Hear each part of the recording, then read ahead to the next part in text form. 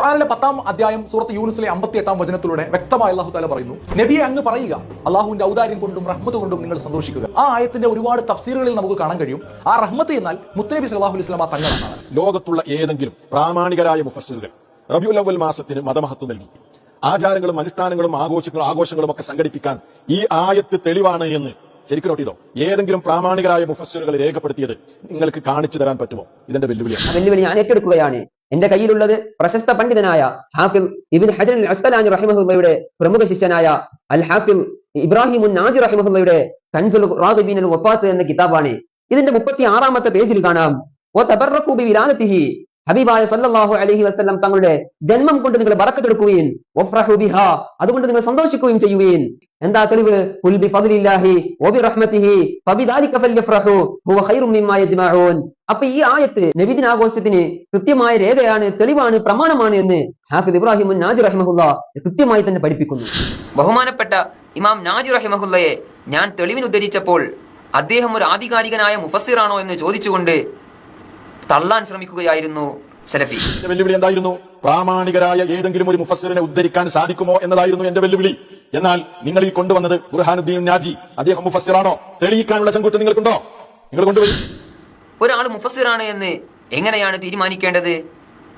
അദ്ദേഹത്തിന്റെ നെറ്റിത്തടത്തിൽ ഞാൻ മുഫസ്സിറാണ് എഴുതി വെക്കൽ കൊണ്ടാണോ?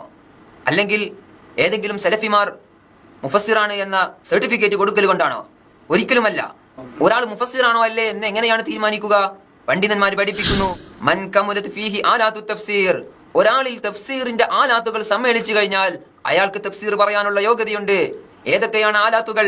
അത് ഇൽമുൽ ലുഗയും ഇൽമുൻ നഹ്വും ഇൽമുൽ സർഫും ഇൽമുൽ മആനിയും ഇൽമുൽ ബദീഉം ഇൽമുൽ ഖിറാഅയും അതുപോലെ തന്നെ സബബുൻ നുസൂലും ഇൽമുൽ ഹദീസും അതുപോലെ തന്നെ നാസിഖ് മൻസൂഖ് തുടങ്ങിയ മേഖലകളിൽ കഴിവുണ്ടാവലാണ് ഇതിനുള്ള മാനദണ്ഡമെന്ന് മഹാന്മാർ പഠിപ്പിക്കുന്നു.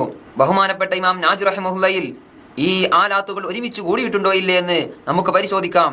മുജാഹിദുകളുടെ ആശയ സ്രോതസ്സും മുജാഹിദുകൾക്ക് സർവ്വസമ്മതനുമായ അൽബാനി തന്നെ പറയുന്നു, കാന അലാ സർവത്തിൻ അളീമത്തിൻ മിനൽ ഇൽമി, ബഹുമാനപ്പെട്ട ഹാഫിദ് ഇബ്രാഹിം നാജി റഹിമഹുല്ല ഇൽമിന്റെ നിധി കൂമ്പാരമാണ്, തീർന്നില്ല, വജാനിബിൻ കബീർ മിൻ ദിഖ്ഖത്തിൽ ഫഹ്മി, വലിയ ഗ്രാഹ്യശക്തിയുള്ള പണ്ഡിതനാണ് എന്ന് അൽബാനി തന്നെ രേഖപ്പെടുത്തുന്നു. ഇങ്ങനത്തെ ഇൽമിന്റെ നിധി കൂമ്പാരങ്ങൾക്കാണ് തഫ്സീർ പറയാൻ യോഗ്യതയുള്ളത്. അല്ലെങ്കിലും സുഹൃത്തുക്കളെ, നിങ്ങളൊന്ന് ചിന്തിച്ചു നോക്കൂ. ബഹുമാനപ്പെട്ട ഹാഫിദ് ഇബ്നു ഹജർ റഹിമഹുല്ലയുടെ ശിഷ്യനായ, മാത്രമല്ല അൽ ഹാഫിദ്, 1,00,000 ഹദീസ് മനപ്പാടമുള്ള ഷെയ്ഖുൽ ഇസ്ലാം എന്നും ഹാഫിദുൽ അസ്ർ എന്നും അമീറുൽ മുഅ്മിനീന ഫിൽ ഹദീസ് എന്നും ഷെയ്ഖുൽ ഇസ്ലാമി വൽ മുസ്ലിമീൻ എന്നും ഷെയ്ഖു ദിമിഷ്ക് എന്ന പേരിലൊക്കെ അറിയപ്പെടുന്ന ബഹുമാനപ്പെട്ട ഇമാം നാജി റഹിമഹുല്ലക്ക് തഫ്സീർ പറയാൻ യോഗ്യതയില്ല എന്ന് പറയാൻ ഈ സലഫിക്ക് നാണമുണ്ടോ? സലഫിക്കല്ലാതെ ആർക്കെങ്കിലും അങ്ങനെ പറയാൻ സാധിക്കുമോ?